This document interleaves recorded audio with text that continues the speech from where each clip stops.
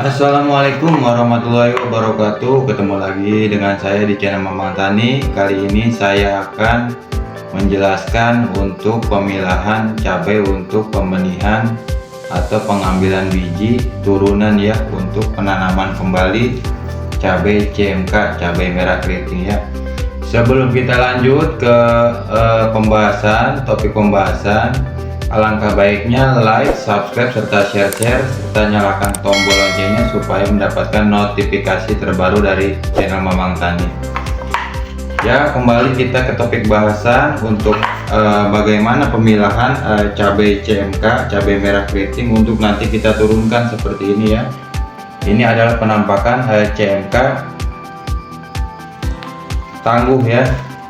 Cuman Mamang Tani tanam kemarin itu di bibit packnya itu kurang lebih di 175 sebelum naik ya harganya untuk satu pack ya.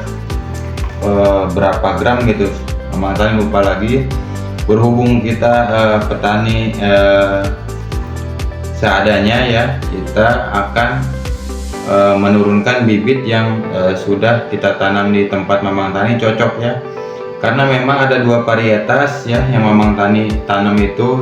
Ini adalah bibitan toko ya, bedanya keritingnya seperti ini ya, sampai full seperti ini. Untuk biji keras ya, kulit luarnya itu keras ya, tapi keritingnya full ya, sampai seperti ini ya, dan panjang-panjang ya. Ini adalah kedua kalinya pemanenan sehingga terlihat ya bijinya full ya, sampai ada guratan-guratan seperti ini. Adalah cabai CMK, cabai merah keriting yang benar-benar keritingnya seperti ini ya.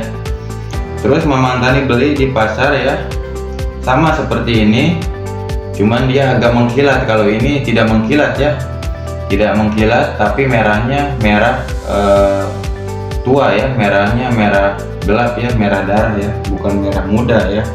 Nah, Mamang Tani beli di pasar, terus Mamang Tani turunkan. Mungkin beda untuk tempatnya ya. Kalau dari sudut pandang Mamang Tani itu beli di pasar itu kemungkinan itu dia biasanya petani itu petani dari dataran tinggi ya untuk menanamnya, makanya dia kulitnya sedikit agak mengkilat ya. Tapi kalau di tempat Mamang Tani hanya dataran rendah di atas 100 mdpl ya, itu kurang cocok ya. Pertama itu pas pemanenan itu banyak busuknya ya, antraknosa basah ya. Kalau antraknosa basah itu dia posisinya menyerang di ujung sini ya, ujung pangkalnya ini ada biasanya belatungnya ya, busuknya di sini. Jadi sama sekali tidak bisa dikonsumsi ya, dijual reject pun kita enggak ya, karena memang itu busuknya total. Kalau dari atas ini ya sampai menggerogoti, kebanyakan itu antraknosa basah itu adalah belatung ya. Nah, kalau untuk patek sendiri, kalau untuk tanaman ini cabai CMK yang Mamang Tani beli dari toko itu, dia cuman pateknya patek kering, itu pun bukan di pangkal sini ya, tapi di bawah sini atau di tengah-tengah ya. Jadi ini masih bisa CMK yang beli di toko ini masih bisa terselamatkan ya. Untuk harga jualnya juga masih bagus ya, dan bisa dimanfaatkan, masih bisa diolah ya. Beda sama yang bibit turunan dari pasar yang Mamang Tani beli itu. Mamang Tani beli 1 kilo dulu ya, pas lebaran harganya kurang lebih kalau nggak salah tuh di 59.000 ya. Dulu itu 59.000 per kilo ya. Nah, sekarang Mamang Tani sudah dapat bibit yang cocok ya, seperti ini ya, CMK tangguh ya, cocok di tempat Mamang Tani, dataran rendah, warnanya tidak mengkilat, dagingnya keras, tebal, bijinya full ya. Ini dalam satu karung itu bisa berbeda ya. Ini agak sedikit berat ya untuk cabai CMK tangguh seperti ini ya, diaplikasikan ke tempat di Mamang Tani ya.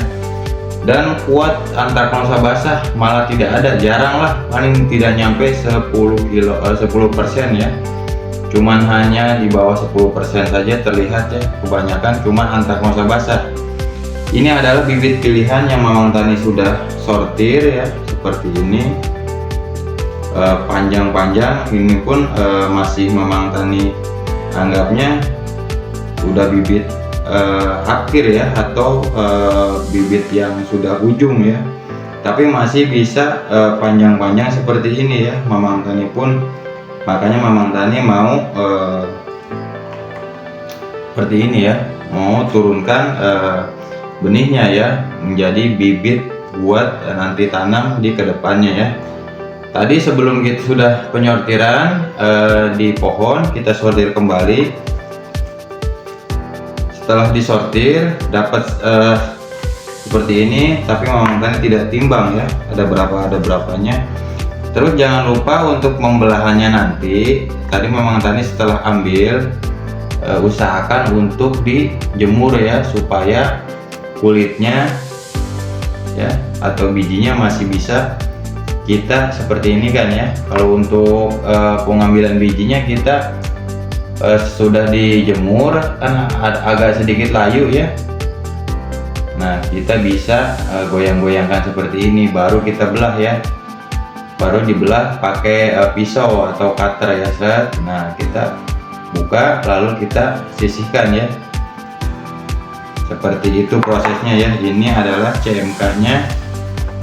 Nanti bakal kita turunkan bijinya supaya bisa ditanam di penanaman selanjutnya ya. Mamang Tani baru pisahkan hanya seperti ini ya. Untuk proses pembibitannya nanti atau pembelahan untuk cabenya sendiri nanti Mamang Tani akan buat tutorialnya. Sekian dulu untuk channel Mamang Tani. Pembahasan kali ini masalah proses setelah ambil dari pohon, kita jemur dulu, terus kita pilah kembali ya.